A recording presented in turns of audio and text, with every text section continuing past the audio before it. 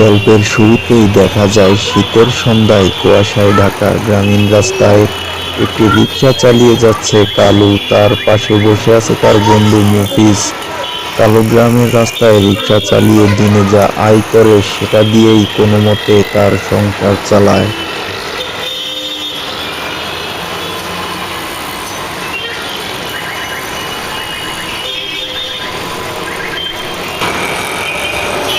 কালুজি ভাই, আজ অনেক ঠান্ডা পড়েছে। এই রাস্তা তো বেশ ভয়ঙ্কর মনে হচ্ছে।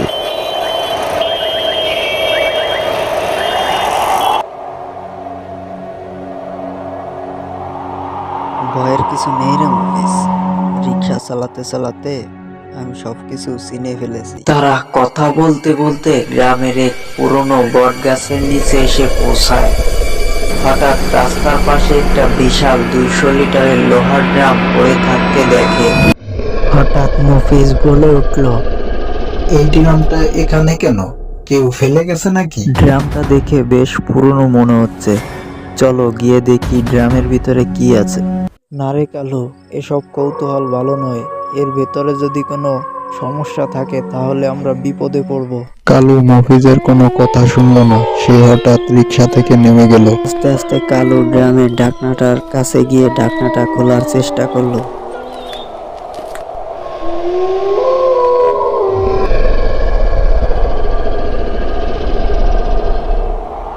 ঢাকনা খোলার সঙ্গে সঙ্গে ড্রামের চারপাশে কালো ধোঁয়া বের হয়ে পড়লো। কালো ধোঁয়ার মধ্য থেকে একটি অবয়ব বের হয়ে আসে।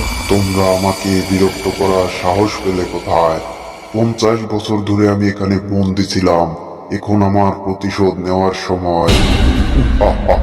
তাই আমি ভেবেছিলাম যে আমাকে মুক্ত করবে, তাদেরকে আমি গলা টিপে মেরে ফেলবো। ভূতের একথা শুনে কালু আর মফিজ ভয় পেয়ে পালানোর চেষ্টা করলো, কিন্তু ভূত তাদের পালাতে দিল না।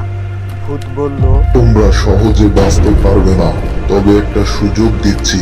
যদি আমার দেওয়া ধাঁধার উত্তর দিতে পারো তাহলে তোমাদের ছেড়ে দেব। আমার প্রথম ধাঁধা, যা কখনো ছায়া ফেলে না কিন্তু আলো ছাড়া থাকতে পারে না, তা কি? মফিজ একটু ভেবে বলল, আগুন। ভূত বলল, ঠিক আছে, এবার আমার দ্বিতীয় ধাঁধা, যা বেঁচে নেই কিন্তু কথা বলে, তা কি? কালু অনেক ভেবে ভয়ে ভয়ে উত্তর দিয়ে বলল, বই। ভূত এবার কিছুটা রেগে গেল।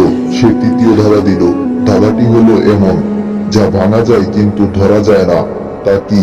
কালো আর মফিজ ভেবে ভেবে বিশ্বাস। ভূত এবার হতবাক হয়ে গেল। সে তাদের গর্জে বলল, তোমরা খুব চালাক। ঠিক আছে, তোমাদের ছেড়ে দিলাম, কিন্তু সাবধান, আর কখনো বারণ দেওয়া কোনো জিনিস ধরার আগে ভেবে চিনতে ধরবেন। ভূত ধোয়া হয়ে মিলিয়ে গেল। কালু আর মফিজ ভয় পেয়ে রিকশা চালিয়ে দ্রুত গ্রামের দিকে চলে গেল। তারা আর কখনো রাস্তার পাশে অদ্ভুত কিছু দেখলে কৌতূহল দেখাবে না বলে শপথ করল।